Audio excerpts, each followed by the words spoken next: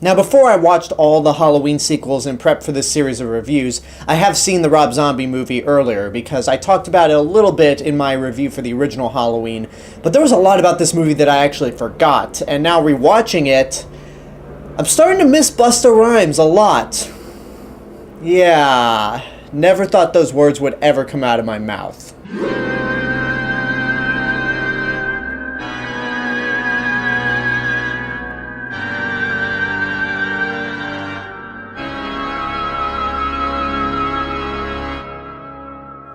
This is the 2007 remake of Halloween, directed by Rob Zombie, and is a remake of the original Halloween by John Carpenter. So in the mid to late 2000s, the biggest trend of horror movies was remakes. It really kicked off into gear with the Texas Chainsaw Massacre, which launched the career of Jessica Biel, but there were a few other horror remakes back then, like there was the remake of Psycho, which is awful, and then the American version of The Ring, which is good, but I won't credit that as the boom of horror remakes, because technically it was an American version, not a straight-up remake of an already existing American film, like with Texas Chainsaw Massacre or Halloween. And horror movies back then consisted of nothing but remakes. You had a few original ideas here and there, but it was mostly remakes. A lot of them were absolutely terrible and didn't do much to distinguish themselves from the originals, and I'm glad that trend is dying off. But with Rob Zombie's remake, he actually does do something different. He gives it his own style, and the first 50 minutes of the movie is actually a prequel where we go into Michael's backstory on why he became the serial killer that he is. So I at least give Rob Zombie props for trying to make this his own movie.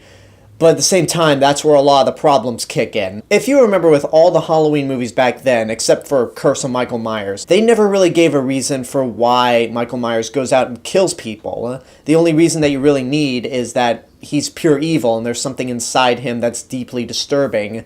And that's about it. That's as simple and scary as you can get. And then, as we know with Curse of Michael Myers, they tried to explain it and it just got so stupid that that's still the worst Halloween movie for me. So with Rob Zombie's remake, he does try to give Michael Myers a backstory, and the simple explanation for him being the psychotic killer that he is he was raised in an abusive family. That's pretty much it. The first scene of the movie is with this family, and right off the bat, you get a sense of how ugly and disgusting these people are, and just the kind of dialogue that Rob Zombie is known for writing when it comes to movies. If I may borrow a line from the original Halloween 2, the way to describe the dialogue from most of the characters in Rob Zombie's movies is that every other word they say is either hell or shit or damn. And those are some of the nicer words that come out of everyone's mouths, and it's just unappealing to watch a lot of the time. And you're just watching this movie going, well, most of the characters in this movie are downright psychotic and likable, so why should we even care if Michael Myers kills any of them? Which leads me to Michael Myers. Not only was he raised in an abusive family, but he also gets picked on at school. It just seems like his motive is to kill people who antagonize him, because his first kill is not his sister with no emotion at all. It's instead a school bully that he pretty much takes his rage out of and flat out murders with a stick and just leaves him to die in the middle of the woods. And it is brutal. It's another thing with the kills in this movie is that this feels more appropriate for a Friday the 13th movie, where they are just so graphic, even more graphic than anything the Friday movies have gotten. Because with the kills in Friday the 13th, they're graphic, but at least they're over the top, and just so unrealistic that you're entertained. These kills are deeply disturbing, and Michael Myers takes his time murdering his victims. But then the movie's also inconsistent with a lot of other kills once it actually starts segueing into the remake portion. The one scene that really sticks out to me in terms of really copying the original are the two friends that go into the old Myers house to have sex, and the boyfriend gets pinned up against the wall by the knife. Compared to all the other kills that Michael commits, these two are relatively tame by comparison. Because they have to follow the remake, it just kind of feels out of place knowing that anytime a kill deviates, it's graphic and brutal. Most of the victims definitely deserved it, which is so weird to say that they deserve to die, but it's true. Two of them almost made me shut off the movie entirely. Now let me say this first. The version I saw of Rob Zombie's remake, long before I even did this series of reviews, was the theatrical cut. And I remember specifically in the theatrical cut that Michael Myers is being transferred to another hospital, but he breaks free and kills 4 security guards.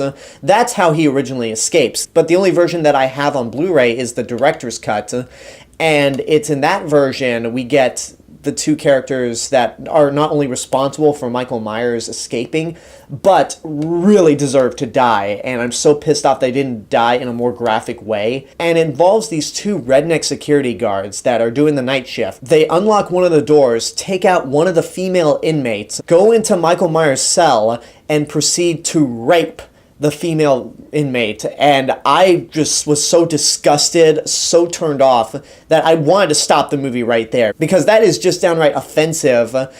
And given that this scene is only in the director's cut, I just have to know what is wrong with Rob Zombie's mind. Like, what is going on up in that head where he has to change Michael Myers' escape to this? So the two security guards get killed, and Michael Myers escapes. And then we cut to a scene later on where they're watching his escape through security cameras, and one of the guys at the Institute says, "We're not being held responsible for this." And that just, like, pissed me off so much. And maybe it was a line that was in the theatrical cut, because if it was, that would make more sense, because the guards there tried their best, whereas in the director's cut, they were just a bunch of backwards country bigots. I don't know. I'm just so irritated at this one moment. And then the movie kills people in ways that they really didn't deserve to go out. Danny Trejo's in this movie, and it's nice to see him getting a paycheck. He's supposed to be the guy that's looking after Michael Myers during his time at the asylum. He's the nicest one. He kind of looks after him like a surrogate father, more than Dr. Loomis, who in this movie is played by Malcolm McDowell, and he's good. He's a little over the top at points, but he does a decent job. But anyway, once Michael Myers escapes, he flat out murders Danny Trejo's character, more than the two rapist security guards, and he basically causes Danny Trejo to cough up blood. He's dunking his head in a toilet or a sink where we see the water turn red with his blood. And then, if that's not bad enough, Michael Myers grabs a TV and just smashes his head on the ground, and that just upset me, because you got the nicest guy being as nice as possible to this psychopathic killer, and he got one of the most torturous deaths. Now let's actually talk about Michael Myers once he's actually an adult. I like how the mask is more aged and crinkled up, where it gives this interpretation of Michael Myers a creepy look. At least you'd hope it would, because one of my big issues with some of the past Halloween movies was Michael Myers was either too big or you saw his eyes too often.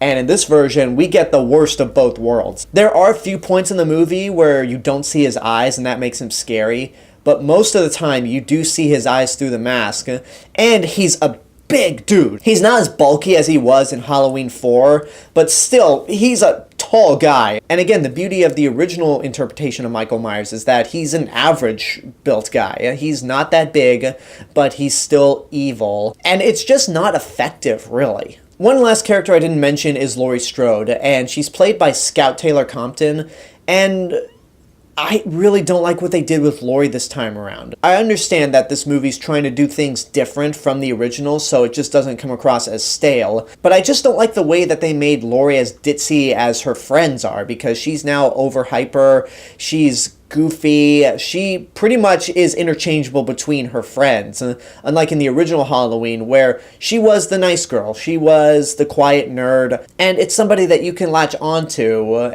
and that made it more believable for her to be the final girl. Whereas in this movie, again, she's interchangeable between her friends. One of them is actually played by Danielle Harris, who played Jamie Lloyd in Halloween 4 and 5. So it's nice to see that she also gets a paycheck after Halloween 6 kind of screwed her over. But with the remake, I don't know how to feel about it. When I did my mini review back then, I said watch at your own risk, because I did give it props for trying to be something different and not being a full-fledged remake.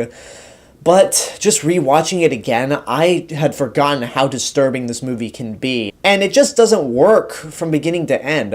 When you go into the prequel section of the movie, it explains Michael Myers and why he kills, and it just doesn't work. Again, he kills because he's bullied a lot. He lived with a dysfunctional family, whereas in the original, he lived in a very average, middle-class family that seemed really nice, and then this boy just snapped for no reason, and without any emotion killed his older sister. That is downright terrifying, and the prequel portion of this movie just kind of ruins it.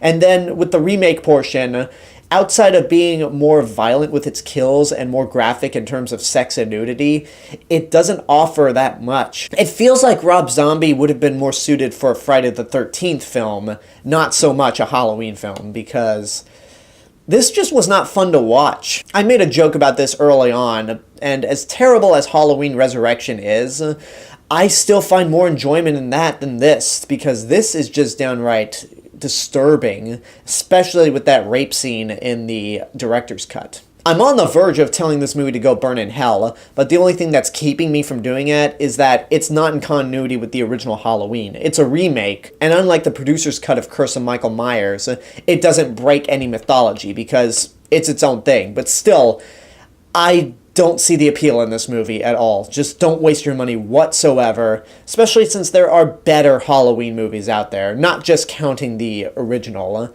And going through this series, especially with how weird and disturbed this version of Halloween is, it makes me love the Blumhouse version more and more. And that's my full review for the Rob Zombie remake of Halloween. Now we are on the final stretch.